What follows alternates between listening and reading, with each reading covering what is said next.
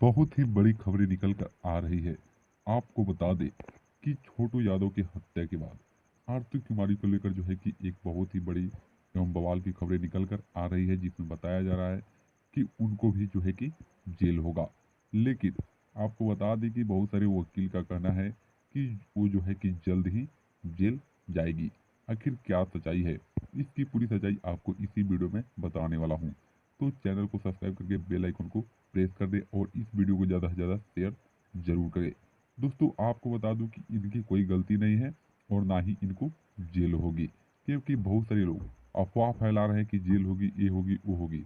तो ऐसा कुछ नहीं है, किसी को भी इनको जो है जेल नहीं होगा। जिसको हुआ है, जो गलती किया है, वो तो जेल चला गया है।